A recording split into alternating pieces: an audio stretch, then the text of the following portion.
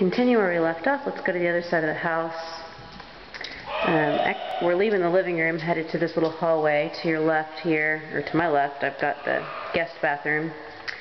And then we've got a little closet here. And then the boys' bedroom is over here. And to my right is that extra bedroom. Here's the boys' bedroom. This is the front of the house up here. If we go around, we'll enter the Jack and Jill bath. Here's the boys' vanity. This is the boys' closet. And turn the light on. This is the boys' bathroom. I've got a cool little arch up there, bathtub.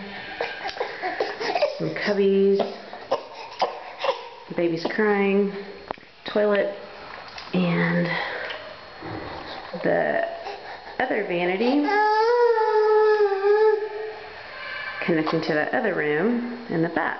And this bedroom has a view to the back, which is kind of nice because we get to see the pond over here.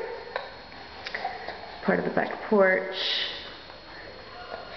And boys are screaming on the other side of the house over there. And that's it. We're back in the living room. Hope you enjoyed the tour.